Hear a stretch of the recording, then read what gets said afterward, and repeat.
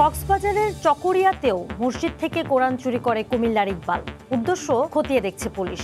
আবারও 5 দিনের রিমান্ডে। সাম্প্রদায়িক হামলা নিয়ে সরকারের বিরুদ্ধে নাটক সাজানোর অভিযোগ বিএনপির। সম্প্রীতি নষ্টের অপচেষ্টায় লিপ্ত একটি মহল, বললেন আইনমন্ত্রী। উত্তরা থেকে আগারগাঁও কিংবা উত্তরা থেকে মতিঝিলি চালু করতে হবে মেট্রো রেল। স্টেশন করার সুযোগ নেই কারওয়ান বাজারে। প্রকল্পের অগ্রগতি 70% বেশি।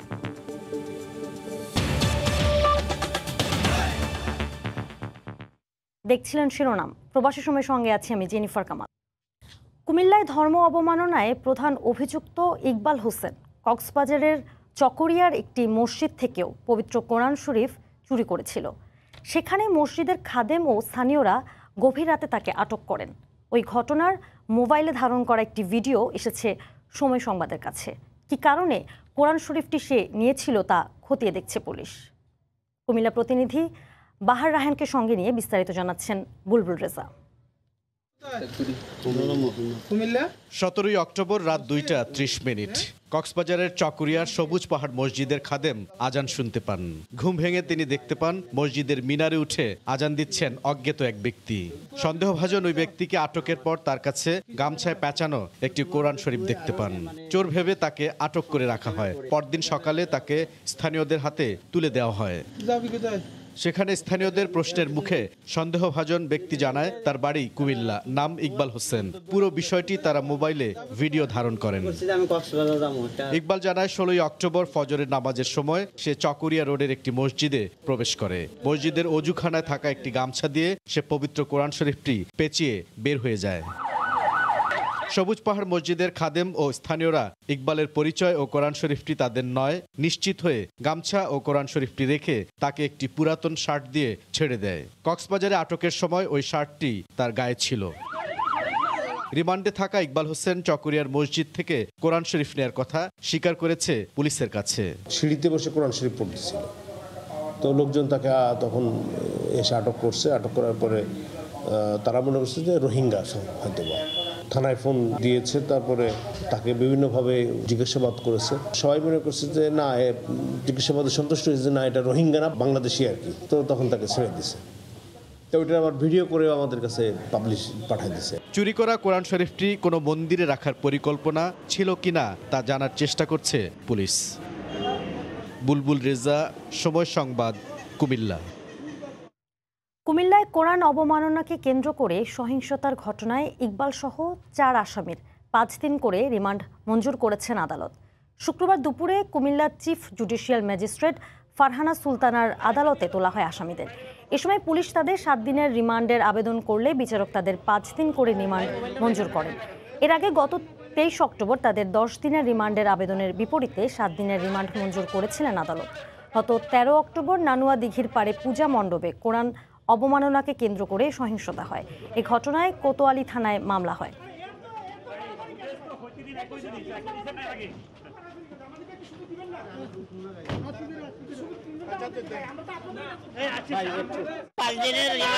আদালত সন্তুষ্ট হয়ে মঞ্জুর করেছে। হ্যাঁ, গুরুত্বপূর্ণ তথ্য পাওয়া গেছে। আমরা আরো তথ্য নেওয়ার জন্য 5 দিনের রিমান্ডে নিয়ে ডিটেলস পরে জানাবো। সাম্প্রদায়িক হামলা নিয়ে সরকারের বিরুদ্ধে নাটক সাজানোর অভিযোগ তুলেছেন বিএনপি নেতারা। নিরপেক্ষ সরকার ছাড়া দলটি আর কোনো নির্বাচনে যাবে না বলে আবারও জানালেন তারা। জাতীয় প্রেস ক্লাবে আলাদা 2টি অনুষ্ঠানে একথা বলেন বিএনপি নেতারা। শুক্রবার জাতীয় প্রেস ক্লাবের সামনে নিত্য প্রয়োজনীয় দ্রব্যমূল্যের ঊর্ধ্বগতির প্রতিবাদে মানববন্ধনের আয়োজন করে জাতীয়তাবাদী স্বেচ্ছাসেবক দল। কর্মসূচিতে যোগ দেন ঢাকা ও এর আশপাশের বিভিন্ন জেলার নেতাকর্মীরা। এতে অংশ নিয়ে বিএনপির কেন্দ্রীয় নেতারা বলেন, আওয়ামী লীগ নেতাকর্মীদের সিন্ডিকেটের কারণেই দ্রব্যমূল্য নিয়ন্ত্রণে বর্তমান সরকার ব্যর্থ হয়েছে। আন্দোলনের মাধ্যমে নিরপেক্ষ সরকারের অধীনে নির্বাচন দিতে বর্তমান সরকারকে বাধ্য করা হবে বলেও হুঁশিয়ারি দেন তারা। নির্দলীয় নিরপেক্ষ তত্ত্বাবধায়ক সরকার দিনে অবশ্যই বাংলাদেশে নির্বাচন হবে। বিভিন্ন জায়গায় আওয়ামী লীগের নেতা কর্মীরা পূজা মণ্ডপ ভাঙচুর করেছে, বিভিন্ন জায়গায় বিশৃঙ্খলা সৃষ্টি করছে। সেই বিশৃঙ্খলা আজকে বিএনপির ঘাড়ে চাপানোর জন্য আজকে মিথ্যে মামলা দিচ্ছে, গ্রেফতার করছে। সাম্প্রদায়িক সম্প্রীতি আওয়ামী লীগ যে পরিকল্পিতভাবে ধ্বংস করছে, এটার প্রতিবাদে আমরা একটা সভা করেছিলাম। উল্টো তারা আবার মামলা দিয়েছে আপনার 1600 মানুষের বিরুদ্ধে। এত ভয় পান কেন? ভয় পান এই জন্য যে আপনাদের পায়ের নিচে মাটি নাই। আওয়ামী লীগের সাধারণ সম্পাদক দেশে একটা সুষ্ঠু নির্বাচন হবে এটা দেখতে চান। ভূতের মুখে রাম নাম। এই তিনটা ইলেকশন তারা ধ্বংস করলো।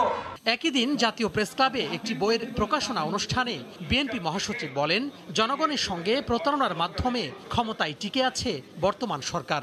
আওয়ামী লীগ সবার আগে তাদের বিচার হবে এই জন্যে যে তারা বাংলাদেশ রাষ্ট্রটাকে একটা পঙ্গু এবং বিকলাঙ্গ একটা রাষ্ট্রে পরিণত করে ফেলেছে। এই দানবীয় সরকারকে সরিয়ে আমাদেরকে একটা সত্যিকার অর্থেই একটা জনগণের সরকার প্রতিষ্ঠা করতে হবে।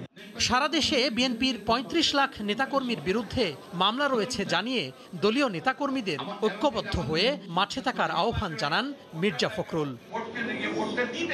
তোহা খান তামিম, সময় সংবাদ, ঢাকা। কিছু কুচক্রী মহল তাদের নিজস্ব ও দলীয় স্বার্থ হাসিলের জন্য দেশে সাম্প্রদায়িক সম্প্রীতি নষ্ট করার অপচেষ্টা করছে বলে জানিয়েছেন আইনমন্ত্রী আনিসুল হক। তিনি বলেন, তদন্তে তথ্য বেরিয়ে এসেছে। শুক্রবার দুপুরে ব্রাহ্মণবাড়িয়া আখাউড়া উপজেলা পরিষদ মিলনায়তনে ভারতের পক্ষ থেকে উপহার হিসেবে দেওয়া অ্যাম্বুলেন্স গ্রহণ অনুষ্ঠানে একথা বলেন তিনি। এ সময় ভারতীয় হাইকমিশনার বিক্রম দোরাইস্বামী, পররাষ্ট্র সচিব মাসুদ বিন মোমেন, আইন সচিব গোলাম সারোয়ার, ব্রাহ্মণবাড়িয়া জেলা প্রশাসক ও পুলিশ সুপার সহ বিভিন্ন শ্রেণী পেশার মানুষ উপস্থিত ছিলেন। অনুষ্ঠানে আইনমন্ত্রী বলেন, যতদিন বঙ্গবন্ধুর আদর্শ জীবিত থাকবে ততদিন সাম্প্রদায়িক সম্প্রীতিও জীবিত থাকবে।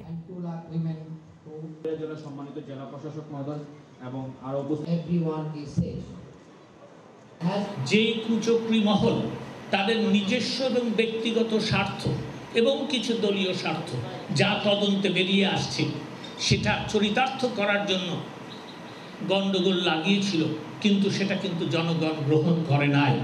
যতক্ষণ পর্যন্ত জাতির জনক বঙ্গবন্ধু শেখ মুজিবুর রহমানের আদর্শ জীবিত থাকবে, যতক্ষণ পর্যন্ত বাংলাদেশ জীবিত থাকবে, ততক্ষণ পর্যন্ত আমাদের সাম্প্রদায়িক সম্প্রীতিও জীবিত থাকবে। সাম্প্রদায়িক অপশক্তি দমনে বাংলাদেশ সরকারের তাৎক্ষণিক নানা পদক্ষেপকে ভারতের সাংবাদিকরা সাধুবাদ জানিয়েছেন বলে মন্তব্য করেছেন তথ্য ও সম্প্রচার মন্ত্রী ডক্টর হাসান মাহমুদ। শুক্রবার দুপুরে ঢাকায় ফিরে বিকেলে মিন্টো রোডের সরকারি বাসভবনে সাংবাদিকদের সঙ্গে মত বিনিময়কালে একথা জানান তিনি। প্রতিবার নির্বাচনের আগে এ ধরনের কথাবার্তা বলে। তারা 2018 সালের নির্বাচনের আগেও এ ধরনের কথাবার্তা বলেছিল। পরবর্তীতে তারা নির্বাচনে গেছে। ভারতের প্রায় সমস্ত ফ্রন্টলাইন মিডিয়া সেখানে উপস্থিত ছিল।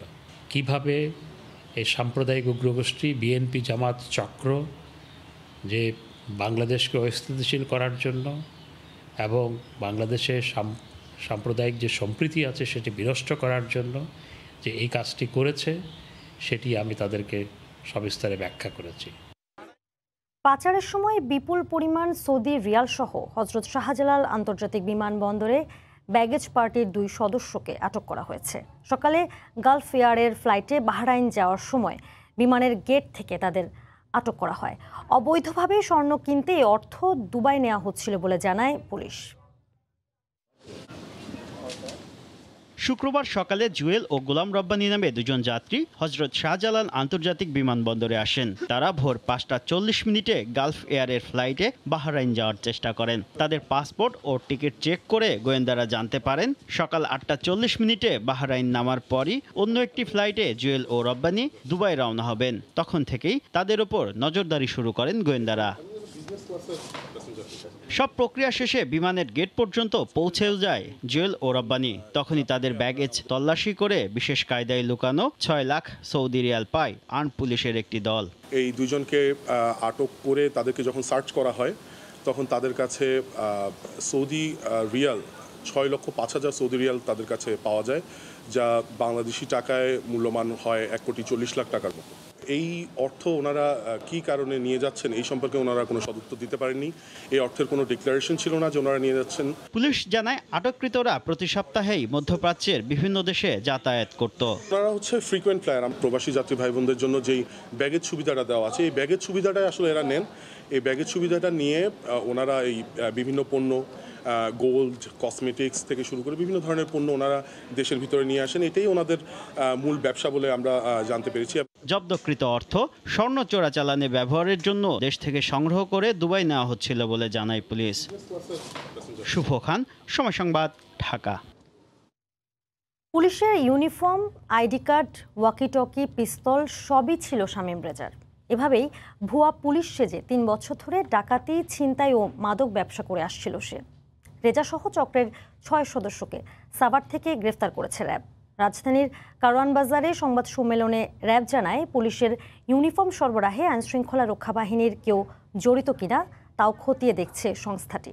সে সাব ইন্সপেক্টর আমিনুল নাম ব্যবহার করে তার ডাকাত দল নিয়ে রাস্তায় দাঁড়িয়ে টর্চ দিয়ে গাড়ির সিগন্যাল দেয়। সিগন্যাল দেওয়া মাত্র তারা অস্ত্রশস্ত্র সহ আক্রমণ করে উইদিন 5 মিনিটস তাদের মালামাল লুটপাট করে তারা পালিয়ে যায়। এই শামীম রেজার একটি গ্যারেজ রয়েছে, সেখানে ইতিমধ্যেই 30টির মতো সিএনজি আমরা পেয়েছি। গোপন সংবাদের ভিত্তিতে বৃহস্পতিবার সাভারের রাধাসন এলাকায় অভিযান চালায় র্যাব। ডাকাতির প্রস্তুতিকালে রেজা সহ 6 জনকে গ্রেফতার করা হয়। সংবাদ সম্মেলনে র্যাব জানায়, চক্রটি রাতে মহাসড়কে পুলিশ পরিচয় দিয়ে ছিনতাইও করত। আইন শৃঙ্খলা রক্ষা বাহিনীর ব্যবহৃত জিনিসপত্র তাদের হাতে কিভাবে গেল তাও খতিয়ে দেখছে র্যাব। পুলিশের পোশাক এবং পুলিশের ওয়াকিটকি, হ্যান্ডকাফ, ফুল ইউনিফর্মে পরিহিত হতে যা যা প্রয়োজন সবই তারা ব্যবহার করেছে। বেল তো বাইরে, আমি তো আগেই বলছি যে এটা বাইরে কিনতে পাওয়া যায়। এই বিষয়টা আমরা খতিয়ে দেখব।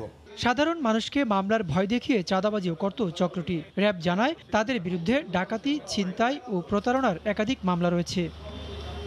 ওবায়দুল্লাহ মামুন, সময় সংবাদ, ঢাকা।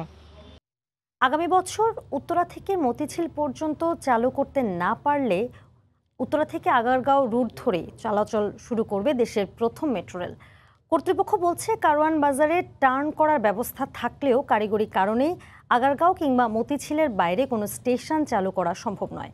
যদিও এখনও উত্তরা থেকে মতিঝিল পর্যন্ত চালুর কথাই ভাবা হচ্ছে। বাবুল হোসেনের ছবিতে রশিদ লিমনের রিপোর্ট।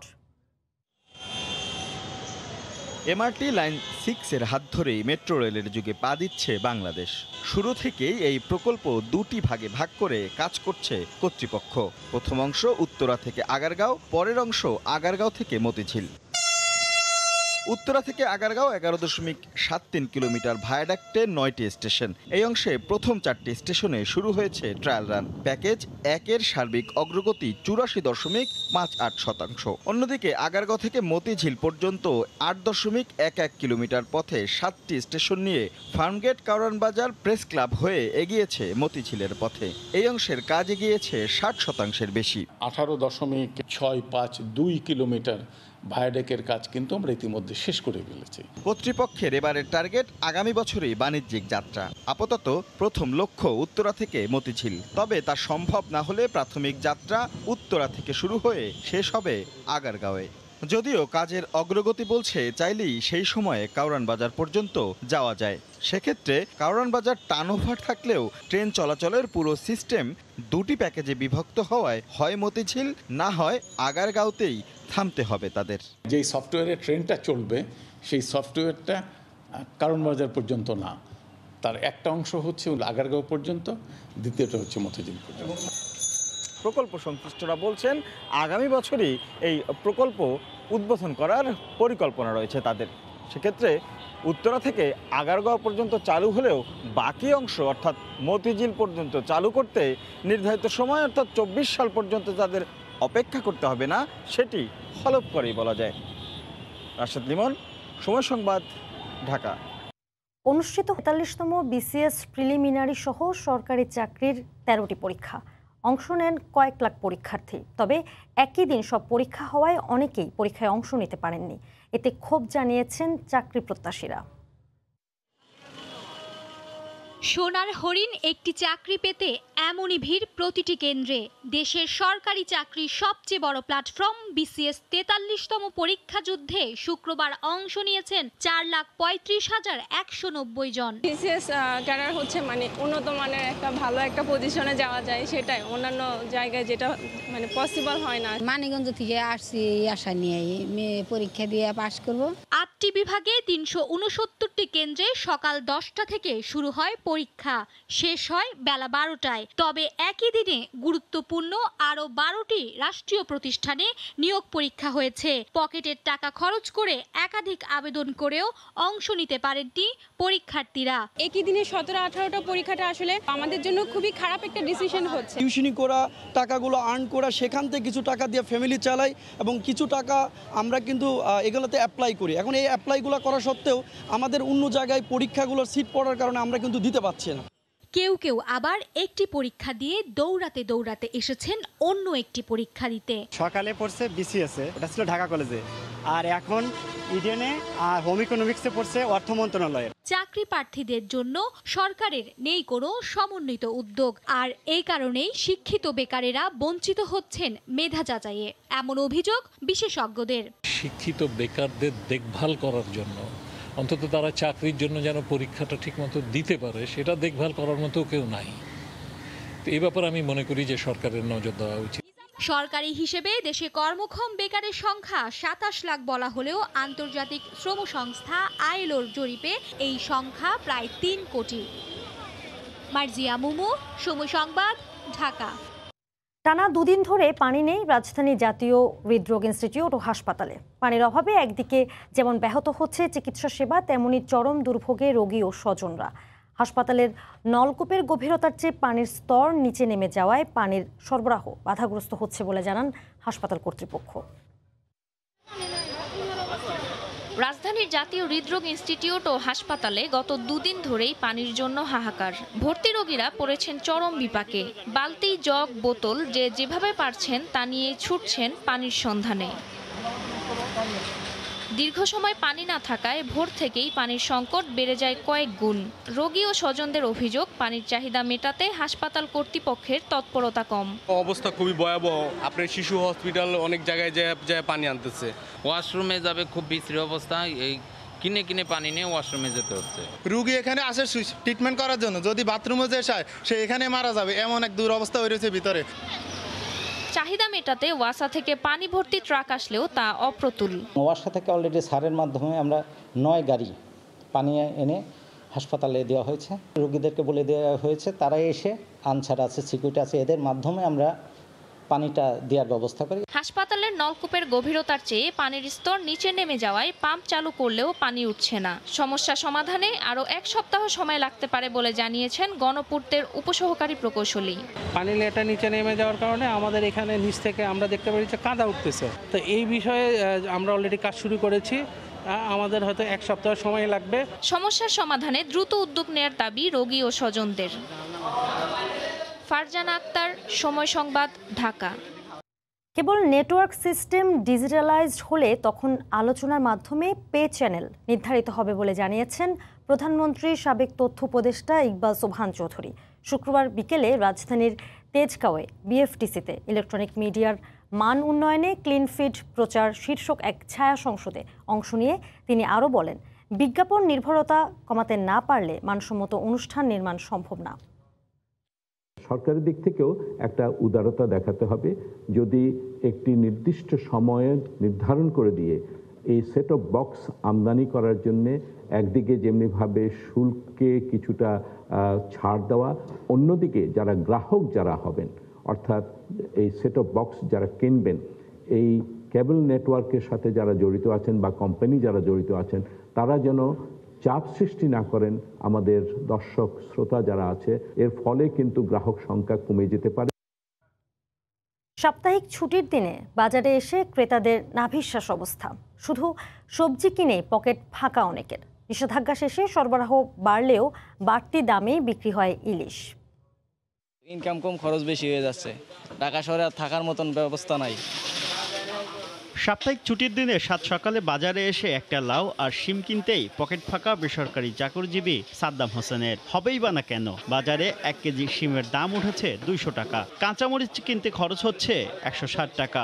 স্বস্তি নেই শসা, বেগুন, পটল সহ অন্যান্য সবজির বাজারেও। শসা বিক্রি হচ্ছে 60 টাকা কেজিতে। জাস্টিফাই বা কোনো বিষয়টা তদন্ত করা এটা নাই। বেতনতে 60 টাকা, তোমার বেগুন 100 টাকা করে কিনতে হবে, কিছু করার নাই। গত সপ্তাহ থেকে এখন এই সপ্তাহে বেশি মূল্য। এত বৃদ্ধি হলে তো আমাদের মতো মানুষের চলা অসম্ভব। বাজারে বরাবরের মতো এবারও সরবরাহ কমার অজুহাত দিচ্ছেন বিক্রেতারা, পাশাপাশি দায় চাপাচ্ছেন আড়তদারদের ওপর। একটা পালং শাক ধরেন 17 টাকা কিনা, তো খরচ হলে ধরেন 18 টাকা পরে, তাহলে 25 টাকা বেচতে হবে আমাকে। দোকানবার আছে, ওই হিসাব করে মাল বেচতে হয়। পাইকারি বাজার দাম বেশি, আমরা ওই দামে কিনে আনতে হয়। এই করলা 300 টাকা পারলাম, 60 টাকা কেজি, বেশি আমরা 80-70। নিষেধাজ্ঞা শেষে বাজারে ইলিশের সরবরাহ বাড়ায় কিছুটা কমেছে অন্যান্য দেশি মাছের দাম। মিডিয়াম সাইজগুলো 900 টাকা কেজি, দাম অনেক বেশি। মাছ ধরা পড়তেছে বাজারে, তো দাম বেশি, আমরা তো কিতারা তো কম দামে পাচ্ছি না। কেজিতে 200 টাকা বেশি। 1.5 কেজি মাছটা আনছিলাম 900 টাকা কেজি, আজকে 1100 টাকা কেজি আনছি। হুট করে বাড়লেও চলতি সপ্তাহে কমেছে ব্রয়লার মুরগির দাম। গত সপ্তাহে ব্রয়লার 180 টাকা ছিল, এই সপ্তাহে 150 টাকা। খাবারের দাম বাড়তির কারণে ব্রয়লার দাম বাড়ছে। বাজারে অপরিবর্তিত আছে অন্যান্য মাংসের দাম। গরুর মাংস বিক্রি হচ্ছে 580 টাকা কেজি দরে, আর খাসির মাংস বিক্রি হচ্ছে 800 থেকে 900 টাকা কেজি দরে। শুভ খান, সময় সংবাদ, ঢাকা। ভারত থেকে সড়ক পথে বাণিজ্য ভোগান্তি কমাতে বেনাপোল বন্দর দিয়ে রেলপথে বেড়েছে পণ্য আমদানি। মাত্র 3 ঘন্টায় কলকাতা থেকে রেলযোগে পণ্য আসছে দেশে। যেখানে সড়ক পথে পণ্য আসতে সময় লাগে কমপক্ষে 15 দিন, সেখানে এত কম সময়ে দ্রুত পণ্য পাচ্ছেন ব্যবসায়ীরা। তবে খালাসের জন্য পর্যাপ্ত জায়গা না থাকায় ব্যাহত হচ্ছে কার্যক্রম। বেনাপোল প্রতিনিধি আজিজুল হকের পাঠানো ছবি ও তথ্যের রিপোর্ট। বেনাপোল থেকে সড়ক পথে কলকাতা মাত্র 85 কিলোমিটারের পথ, অথচ এই দূরত্বটাও অতিক্রম করতে সিন্ডিকেটের কারণে পণ্য আসতে সময় লেগে যায় 15 দিন। এতে আমদানি খরচ যেমন বাড়ে, তেমনি পণ্য চালানে বিলম্ব হওয়ায় শিল্পের উৎপাদন কার্যক্রম চরমভাবে বাধাগ্রস্ত হয়। এ দশা থেকে মুক্তি পেতে বন্দর, কাস্টমস ও ব্যবসায়ীদের যৌথ উদ্যোগে শুরু হয় রেলে সব ধরনের পণ্য আমদানি। মাত্র 3 ঘন্টায় কলকাতা থেকে রেলে পণ্য আসে কলকাতা বন্দরে। 3টি পার্সেল ভ্যানে আমদানি হয় বিভিন্ন দ্রব্য। এতে কম খরচে দ্রুত সময়ে পণ্য পরিবহন করা সম্ভব হচ্ছে। 1 কেজি থেকে শুরু করে 100 টন এমনকি 1000 টন পর্যন্ত মাল আমদানি রপ্তানি খুবই সহজে ডিটেনশন এড়িয়ে ওরা করতে পারবে। মাত্র 3 ঘন্টায় কলকাতা থেকে বেনাপোলে ট্রেন যোগে মাল এসে পৌঁছায়, যেখানে সড়কপথে 15 দিনের অধিক সময় লাগে। তবে বিপত্তি বাধে বন্দরে পণ্য খালাসের জায়গা ও রেল দাঁড়াবার ইয়ার্ড নিয়ে। পর্যাপ্ত জায়গার অভাবে পার্সেল ভ্যান পণ্য নিয়ে ঢুকতে পারছে না। এতে কম সময়ে পণ্য আসার সুফল ভোগ করতে পারছেন না ব্যবসায়ীরা। প্রসার ঘটছে না বাণিজ্যের। বন্দর এবং কাস্টমস এবং বাংলাদেশ সরকারের পক্ষ থেকে যেভাবে আগ্রহ আছে, বন্দর যদি আমাদেরকে ব্যাপক পরিমাণ জায়গা দিতে পারে, তা আমরা এই ধরনের রেল প্রতিদিন একটা করে নিয়ে আমরা আনলোড করে দিতে পারবো। স্থলবন্দর কর্তৃপক্ষ বলছে জমি অধিগ্রহণ ও শেড নির্মাণের প্রক্রিয়া চলছে। আরও কিছু জমি অধিগ্রহণ করছি যাতে দ্রুত খালাস করে পণ্য সংরক্ষণ করা যায়। আমরা বেশ কিছু ওয়্যার হাউস নির্মাণের জন্য পদক্ষেপ গ্রহণ করছি। গত বছরের 13 জুলাই বেনাপোল বন্দর দিয়ে ভারতের সাথে রেলপথে পার্সেল ভ্যানে পণ্য আমদানি শুরু হয়। চলতি অর্থ বছরে গত 3 মাসে ভারত থেকে রেলে আমদানি হয়েছে 97,300 মেট্রিক টন পণ্য। সময় সংবাদ, বেনাপোল। সমালোচনা ও সাম্প্রতিক কেলেঙ্কারি ঢাকতেই ফেসবুকের নাম পরিবর্তন বলে মনে করছেন বিশ্লেষকরা। একই সঙ্গে তাদের অভিযোগ, সমালোচকদের দৃষ্টি অন্যদিকে নিতেই এমন তড়িঘড়ি সিদ্ধান্ত। যদিও জাকারবার্গের দাবি, নতুন নামকরণ তাদের কার্যপরিধি স্পষ্টভাবে মানুষের সামনে তুলে ধরবে। ফেসবুক সময়ের পরিক্রমায় যা পরিণত হয়েছে জীবনের একটি অবিচ্ছেদ্য অংশে। ফেসবুক আজ আর কেবল সামাজিক যোগাযোগ মাধ্যম হিসেবে নয়, নিজেকে ছাড়িয়ে নিয়ে গেছে অনন্য উচ্চতায়। বেড়েছে এর পরিধি, তৈরি হয়েছে ভার্চুয়াল জগতের নতুন নতুন ক্ষেত্র। আর এ কারণেই বৃহস্পতিবার ফেসবুকের কর্পোরেট নাম বা প্যারেন্ট নেম যেটাই বলি না কেন, সেটি বদলে মেটা করা হয়েছে। নাম পরিবর্তনের খবরটি এমন এক সময় এলো যখন ফেসবুক ভেতরে বাইরে রয়েছে তীব্র সমালোচনার মুখে।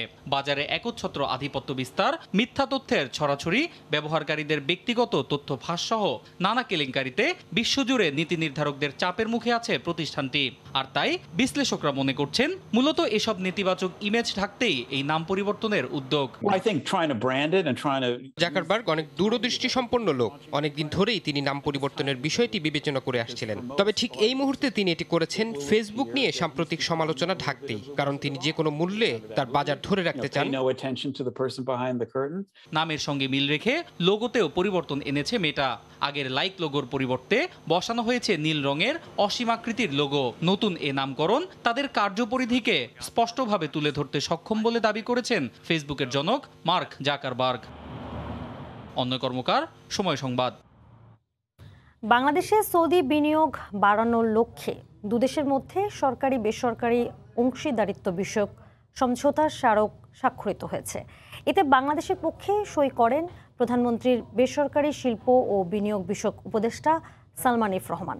তিনি জানান, এর মধ্য দিয়ে বাংলাদেশের অবকাঠামো, চিকিৎসা, পর্যটন সহ বিভিন্ন খাতে সৌদি বিনিয়োগ বাড়বে। রিয়াদের বাদশাহ আব্দুল আজিজ আন্তর্জাতিক সম্মেলন কেন্দ্রে চলমান ফিউচার ইনভেস্টমেন্ট ইনিশিয়েটিভ সম্মেলনে প্লেনারি হলে অনুষ্ঠিত এক আয়োজনে বৃহস্পতিবার বাংলাদেশ ও সৌদি আরবের মধ্যে সরকারি বেসরকারি অংশীদারিত্ব বিষয়ক সমঝোতা স্মারক সই হয়। এতে নিজ নিজ দেশের পক্ষে সই করেন সৌদি আরবের বিনিয়োগ বিষয়ক মন্ত্রী খালিদ আল ফালি এবং দেশটিতে সফররত বাংলাদেশ প্রধানমন্ত্রীর বেসরকারি শিল্প ও বিনিয়োগ বিষয়ক উপদেষ্টা সালমান এফ রহমান। এ সময় সৌদি আরবে নিযুক্ত বাংলাদেশের রাষ্ট্রদূত ডক্টর মোহাম্মদ জাবেদ পাটোয়ারি উপস্থিত ছিলেন। গণমাধ্যমকে প্রধানমন্ত্রীর বেসরকারি শিল্প ও বিনিয়োগ বিষয়ক উপদেষ্টা সালমান এফ রহমান বলেন, এই সমঝোতা স্মারক স্বাক্ষরের ফলে বাংলাদেশের অবকাঠামো, চিকিৎসা, পর্যটন সহ বিভিন্ন খাতে সৌদি বিনিয়োগ বৃদ্ধি পাবে। বাংলাদেশে বিনিয়োগ বান্ধব পরিবেশ রয়েছে উল্লেখ করে তিনি সৌদি আরবের ব্যবসায়ীদের বাংলাদেশে বিনিয়োগের আহ্বান জানান। বাংলাদেশে বিনিয়োগে আগ্রহী সৌদি কোম্পানিগুলোকে অগ্রাধিকার ভিত্তিতে সব ধরনের সহায়তারও কথা জানান সালমান এফ রহমান। এর আগে গেল 19 সেপ্টেম্বর সৌদি বিনিয়োগ বিষয়ক মন্ত্রী খালিদ আল ফালির সঙ্গে বৈঠকের সময় বাংলাদেশে বিনিয়োগ বৃদ্ধির বিষয়ে সরকারি বেসরকারি অংশীদারিত্ব বিষয়ক সমঝোতা স্মারক স্বাক্ষরের উপর গুরুত্ব দেন প্রধানমন্ত্রীর বেসরকারি শিল্প ও বিনিয়োগ বিষয়ক উপদেষ্টা। এরই পরিপ্রেক্ষিতে অল্প সময়ের মধ্যে দুদেশের মধ্যে সমঝোতা স্মারক সই হল। ওমরিনান, সময় সংবাদ। ধীরে ধীরে স্পেনের বিভিন্ন ক্ষেত্রে জায়গা করে নিচ্ছে বাংলাদেশিরা। 1992-এর আগে স্পেনে প্রবাসী বাংলাদেশিদের বসবাস ছিল হাতে গোনা কয়েকজন। সে বছর বিশ্ব অলিম্পিকের আসর বসে স্পেনের বার্সেলোনায়। আর সেই সুবাদে অলিম্পিক খেলার দর্শক হয়ে এশিয়ার বিভিন্ন দেশের পাশাপাশি বেশ কিছু বাংলাদেশি চলে আসে স্পেনে। এরপর থেকেই মূলত স্পেনে বাংলাদেশিদের বসবাস শুরু হয়। স্পেনের বাংলাদেশিদের ইতিহাস ঐতিহ্য নিয়ে সাইফুল আমিনের তথ্য ও ছবি নিয়ে রিপোর্ট। ইউরোপের দেশ স্পেনে 2000, 2001 এবং 2005 সালে অবৈধ অভিবাসীদের বৈধকরণের ঘোষণা দেওয়ার পর ইউরোপের বিভিন্ন দেশ থেকে অসংখ্য বাংলাদেশি স্পেনে প্রবেশ করে। তখন থেকে স্পেনে প্রবাসী বাংলাদেশিদের সংখ্যা হু হু করে বাড়তে থাকে। বর্তমানে দেশটিতে প্রায় 50,000 বাংলাদেশির বসবাস। রাজধানী মাদ্রিদ এবং বন্দরনগরী বার্সেলোনায় বাংলাদেশিদের সংখ্যা সবচেয়ে বেশি। এছাড়া বড় বড় বেশ কয়েকটি শহরেও রয়েছে বাংলাদেশিদের বসবাস। মাদ্রিদের লাভাপিয়াস কেন্দ্রিক বাংলাদেশি অধ্যুষিত এলাকায় রয়েছে বাঙালিদের ঐক্যের বন্ধন বাংলাদেশ অ্যাসোসিয়েশন। নতুন প্রজন্মের শিশু কিশোরদের বাংলা ভাষা শিক্ষায় সম্পৃক্ত করার লক্ষ্যে প্রতিষ্ঠা করা হয়েছে স্কুল ও মাদ্রাসা। রয়েছে মসজিদও। দেশের আমেজেই শিল্প সংস্কৃতি, রাজনীতি, ধর্মচর্চা সহ বিভিন্ন কর্মকাণ্ডে মুখর থাকে এই অঞ্চল। অন্যান্য দেশের যেরকম মনে করেন ইংল্যান্ড বলেন, ইটালি বলেন, প্রত্যেকটা দেশেই ব্যবসা করে বাঙালিরা, কিন্তু স্পেনে যত সহজে একটা ভাই বেরাদার আমাদের দোকানপাট ব্যবসা বাণিজ্য দিতে পারে, অন্য কোথাও এটা সম্ভব না। আমরা সবসময় চেষ্টা করে থাকি আমাদের বাংলাদেশের কৃষ্টি, কালচার, সংস্কৃতি এগুলো যেন আগামী প্রজন্মের কাছে আমাদের বাংলাদেশকে কিভাবে তুলে ধরতে পারি, সেজন্য আমরা সবসময় কমিউনিটির মানুষগুলো চেষ্টা করে থাকি। প্রতিটি অলিগলিতে রয়েছে বাঙালিদের ব্যবসা বাণিজ্যের বিভিন্ন প্রতিষ্ঠান, আবাসিক হোটেল থেকে শুরু করে bar, restaurant, travel agency, money transfer, grocery এবং সুপারমার্কেট। ঘর থেকে বের হলে মনে হয় এ যেন এক মিনি বাংলাদেশ। বাঙালি পাড়া বলে খ্যাত মাদ্রিদের লাভা পেজ দেখলে মনে হবে বাংলাদেশেরই হাটবাজার। ব্যবসা করে অনেক টাকা এখানে আমরা নিজে স্বাবলম্বী হয়েছি, তার সাথে সাথে আমরা বাংলাদেশের রেমিটেন্স পাঠাইয়ে বাংলাদেশের উন্নতির সাথে আমরা পার্টিসিপেট করতেছি। মাদ্রিদে প্রবাসী বাংলাদেশিদের আতিথেয়তার প্রশংসা ইউরোপ জুড়ে। এখানে হিন্দু, মুসলমান, বৌদ্ধ, খ্রিস্টান সবার মাঝে রয়েছে বন্ধুত্ব, ভ্রাতৃত্ব ও ঐক্যের মেলবন্ধন। প্রচুর প্রবাসী বাংলাদেশি আমরা যারা আছি, আমরা মিলেমিশে একটা মেলবন্ধন, এখানে হিন্দু, মুসলমান, বৌদ্ধ, খ্রিস্টান সবাই আমরা অসাম্প্রদায়িক চিন্তার চেতনায় একটা ঐক্যের মেলবন্ধনে আমরা এখানে বসবাস করছি। প্রবাসে হাড়ভাঙা পরিশ্রমের পরেও তাদের পাঠানো রেমিটেন্স যখন অগ্রণী ভূমিকা রাখছে দেশের অর্থনৈতিক উন্নয়নে, পরিবার পরিজনের ভাগ্য পরিবর্তনে, নিজ দেশ ছেড়ে সুদূর প্রবাসে থাকলেও এটি তাদের সান্ত্বনা। সময় সংবাদ, স্পেন। এবছর ইতালি ও ইউরোপ জুড়ে আমের ব্যাপক সরবরাহ হয়েছে। ইতালির দক্ষিণাঞ্চল ও স্পেন থেকে আসা এই আম উঠেছে বাংলাদেশি দোকানগুলোতেও। দামে সস্তা, আকারে বড়, সুস্বাদু আমের জন্য স্থানীয়দের পাশাপাশি প্রবাসী বাংলাদেশিরাও ভিড় করছেন দোকানগুলোতে। ইতালির ভেনিস থেকে মাকসুদ রহমানের তথ্য ও ছবি নিয়ে রিপোর্ট। মধুমাস জ্যৈষ্ঠতে বাঙালির ঘরে ঘরে মৌসুমি ফল আম খাওয়ার উৎসব চলে। প্রবাসেও বাংলাদেশিরা ফলের রাজা আমের স্বাদ নিতে ভুলে না। চলতি বছরের জুলাই থেকে ইতালি ও ইউরোপের বিভিন্ন দেশে বাংলাদেশি দোকানগুলোতে ফজলি আমের ব্যাপক সরবরাহ শুরু হয়। গত কয়েক বছর ধরে বাণিজ্যিকভাবে আমের চাষ শুরু করে ইতালির দক্ষিণাঞ্চলীয় সিসিলি দ্বীপ ও স্পেন। এই প্রথম সেখানকার আমের সরবরাহ শুরু হয়েছে। আমের খুচরা মূল্য কেজিতে 200 থেকে 250 টাকা হলেও সাধারণ মানুষকে তা কিনতে হচ্ছে 600 থেকে 700 টাকা প্রতি কেজি দরে। অক্টোবরের শেষে এসেও আমের সরবরাহের কোনো কমতি নেই বাজারে। তুলনামূলক সস্তা ও মানসম্মত হওয়ায় প্রবাসে বসে দেশের মতোই আম উৎসবে মেতেছেন প্রবাসী বাংলাদেশিরা। ইউরোপের প্রত্যেকটি দোকানে বাংলাদেশের মৌসুমি ফলের মতো প্রত্যেকটি দোকানে আম বিরাজমান। বাংলাদেশি ফজলি আম এখানে পাওয়া যাচ্ছে। আম নিতে আসছি, অনেক সুন্দর আম, অনেক সুস্বাদু। এরকম আম আর বিদেশের মাটিতে কখনো দেখি নাই। একসময় দেশীয় আম সংগ্রহ করতে দোকানীদের দীর্ঘদিন অপেক্ষা করতে হতো, তবে এখন দোকানে দোকানে পৌঁছে যাচ্ছে রসালো বড় মাঝারি আকারের পাকা আম। দাম কম, তাই বিক্রিও হচ্ছে ব্যাপক। এতে খুশি প্রবাসী বাংলাদেশি ব্যবসায়ীরা। আমাদের এই দোকানে ইনশাআল্লাহ এই বছরে মিনিমাম 10 টনের মতো আম বিক্রি হয়েছে। সরবরাহ ভালো হওয়ায় আমের দাম আরো কমার আশা করছেন সাধারণ মানুষ। সময় সংবাদ, ইতালি। গ্রীষ্মকে বিদায় জানিয়ে তাপমাত্রা কমতে শুরু করেছে ইউরোপের দেশগুলোতে। শীতের আগমনের প্রভাব শুরু হয়েছে পর্তুগালেও। আনাগোনা কমছে পর্যটকদের। লিসবন থেকে তারিকুল হাসান আশিকের রিপোর্টে বিস্তারিত। দিগন্ত বিস্তৃত গাছের সারি, পাতায় পাতায় লেগেছে রঙের ছোঁয়া, তবে রঙিন আবরণের আড়ালেই রয়েছে রুক্ষতা। জানান দিচ্ছে শীতের আগমনী বার্তা। ইউরোপের বিভিন্ন দেশের পাশাপাশি হিমেল হাওয়া বইতে শুরু করেছে পর্তুগালেও। 2 বছর করোনা মহামারীতে মৃতপ্রায় পর্তুগালের পর্যটন খাত আবারও দেখেছিল আলোর মুখ। গত 2-3 মাসে পর্যটক সমাগম ছিল চোখে পড়ার মতো, তবে তাপমাত্রা কমতে শুরু করায় পর্তুগাল ছাড়ছেন পর্যটকরা। এবছর ব্যবসা বাণিজ্য খুব একটা ভালো হয় নাই, কারণ কোভিডের পরবর্তী সিচুয়েশনে পর্যটকরা 1 থেকে 2 মাস সময় পেয়েছে লিসবন করার জন্য, আবার তারা ফেরত যাচ্ছে। যারা এখানে অভিবাসী আছি, বাংলাদেশি আছি, তারাও বিভিন্ন জায়গায় ঘুরতে যাই, কিন্তু সময় সংকীর্ণের কারণে আমরা যেতে পারি নাই। খুব কম সময় পেয়েছি আসলে। চলতি সপ্তাহে ভারী বৃষ্টিপাতের আশঙ্কায় 14টি জেলায় হলুদ সতর্কতা জারি করেছে পর্তুগাল। এরপরই শীত বাড়বে বলে জানিয়েছে আবহাওয়া বিভাগ।